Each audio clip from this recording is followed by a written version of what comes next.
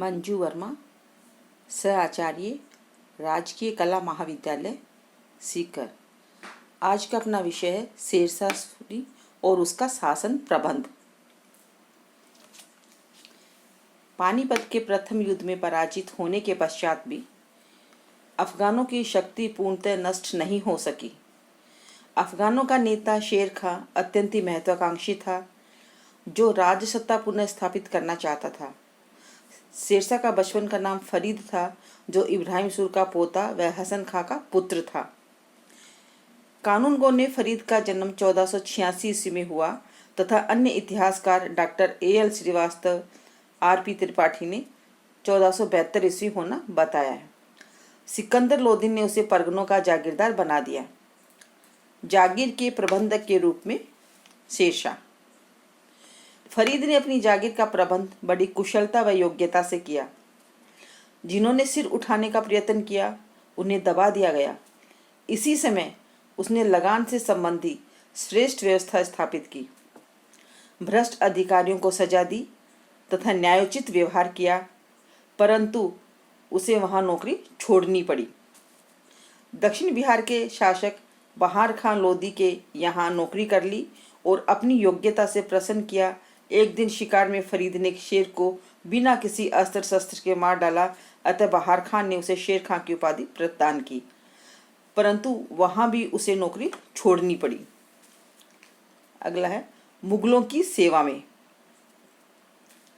शेर खां ने कड़ा व मानिकपुर के मुगल गवर्नर जुनेद बरसलास की सहायता से अप्रैल 1527 ईस्वी में मुगल सेना में स्थान प्राप्त कर लिया, परंतु वह 2 वर्ष ही रह पाया।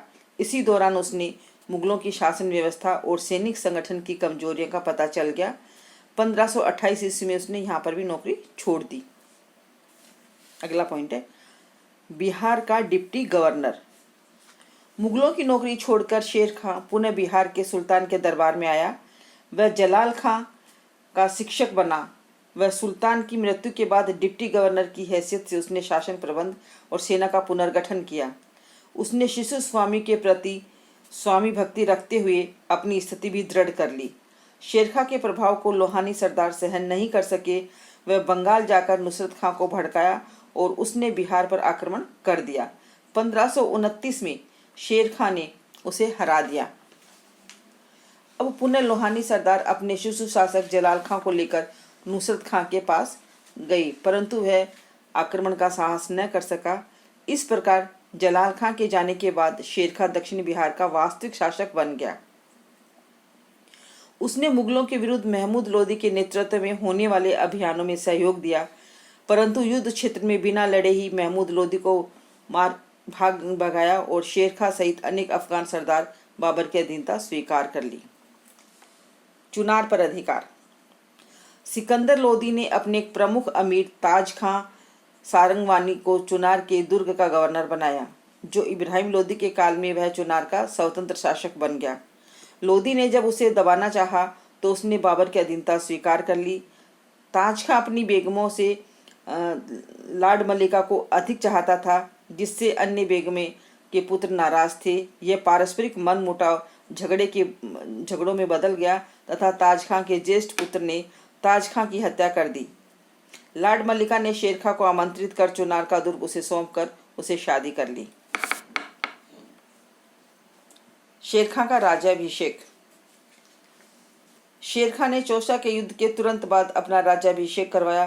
कानूनगो का मत था कि उसने अपना राज्याभिषेक कन्नौज के युद्ध के बाद करवाया। इसी समय शेर खां की उपाधि धारण की। घक्खड़ विजय।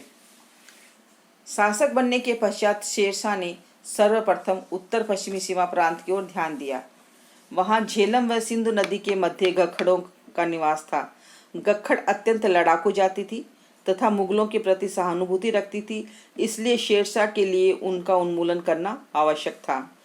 शेरशाह ने गखड़ों की अधीनता स्वीकार करने के लिए कहा, किंतु उसने जवाब दिया, हम तो शेर हैं व सिपाही हैं, हमसे शेर व तीरों के अतिरिक्त कुछ नहीं मिल सकता।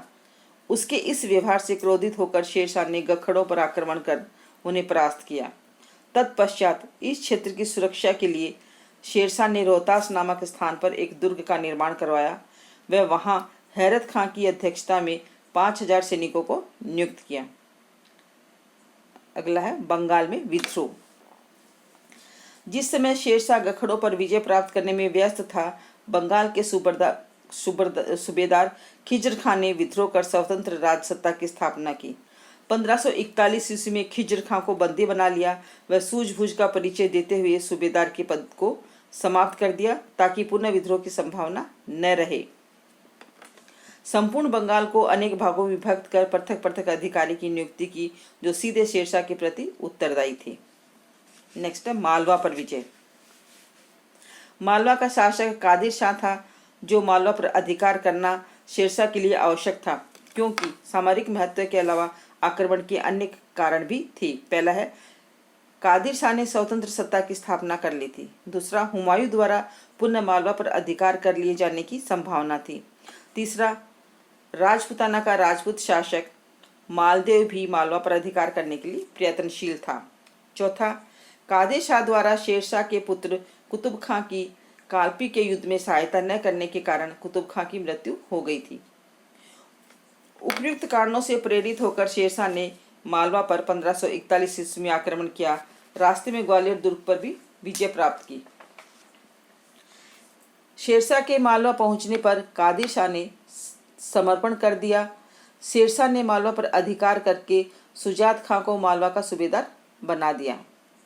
नेक्स्ट है रायसीन विजय। रायसीन में राजा पूर्णमल शासन कर रहा था।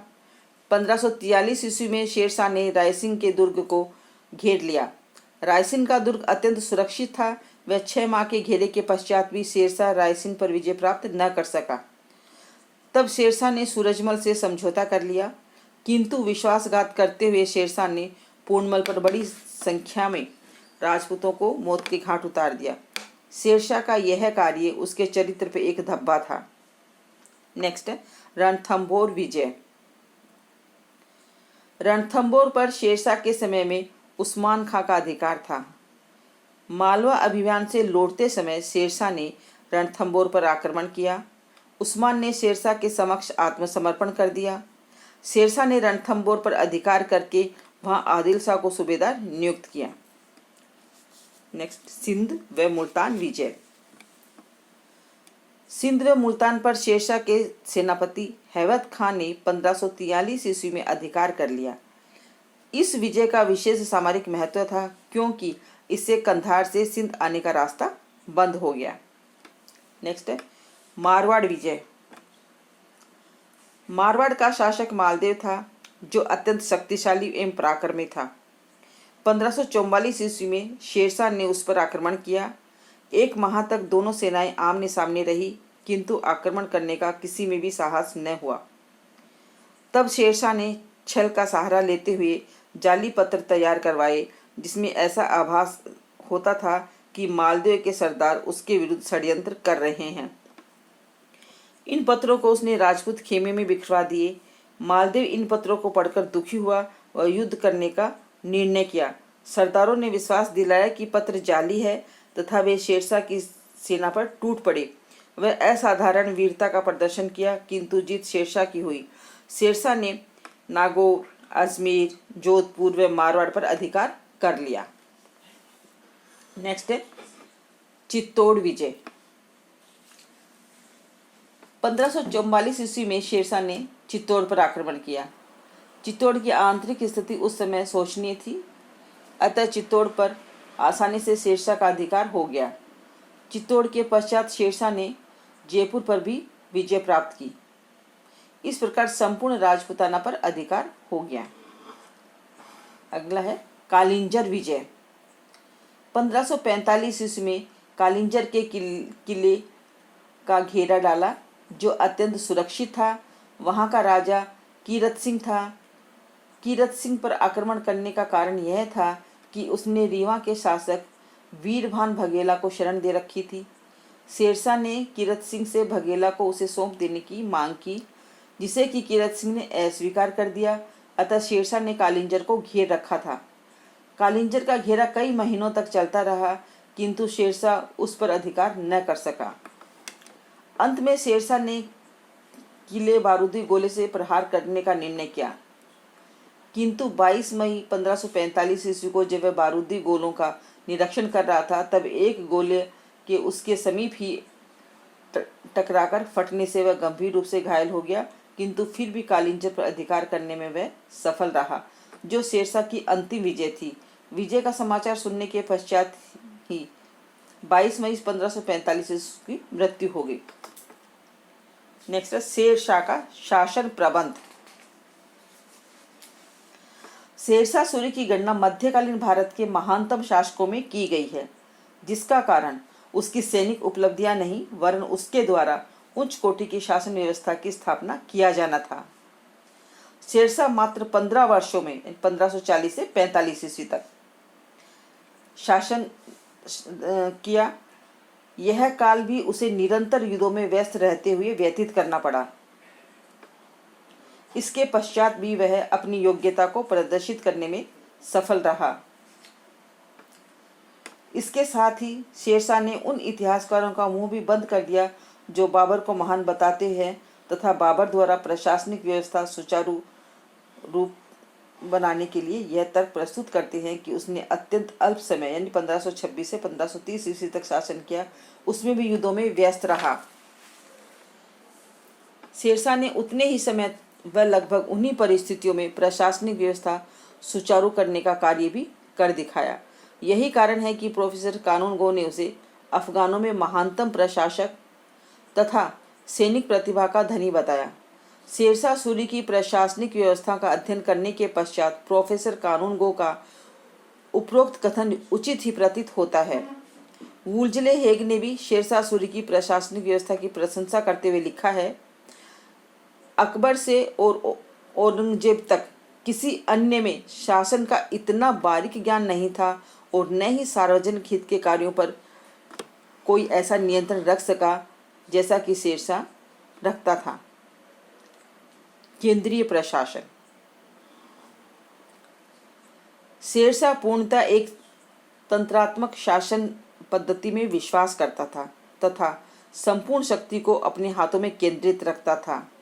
त्रिपाठी ने उसके शासन के विषय में लिखा है, उसका शासन एक व्यक्ति का व निरंकुश था। शेरशाह ने जिस प्रशासनिक व्यवस्था की स्थापना की थी उसमें संपूर्ण शक्ति राजा में ही निहित थी। उसने परामर्श के लिए मंत्री परिषद की आवश्यकता नहीं समझी। फिर भी उसके द्वारा स्थापित विभाग निम्न हैं। पहला है दीवाने ए वजारत। इसका अध्यक्ष वजीर होता था जो आर्थिक मामलों की देखभाल करता था। इसका पद प्रधानमंत्री के समान होता था। दूसरा दीवाने ए आरिज। इस विभाग के अधिकारी को आरिज ए मुमालिक कहा जाता था। सैन्य संबंधी कार्य इस विभाग के अंतर्गत आते थे। तीसरा दीवाने ए रसालत। इसके अधिकारी को विदेश मंत्री कहा जाता था जो विदेशी विभाग देखता था। नेक्स्ट दीवाने ए ईशा। यह सामान्य प्रशासन विभाग था जिसके अधिकारी का प्रमुख कार्य सरकारी आदेश आदि का पालन करना व लिपिबद्ध करना था। नेक्स्ट दीवाने ए काजी। यह न्याय विभाग था जिसके प्रमुख अधिकारी काजी कहते थे। नेक्स्ट दीवाने ए वारिद। यह गुप्तचर विभाग था जिसके अधिकारी को वारिद ए मुमालिक कहा जाता था। इस प्रकार उपरोक्त विभागों की सहायता से शेरशाह केंद्रीय प्रशासन करता था। राजा के प्रत्येक मामले की देखरेख व रुचि से करता था। नेक्स्ट प्रांतीय प्रशासनिक व्यवस्था। ये आपको अगले व्याख्यान में बताया जाएगा।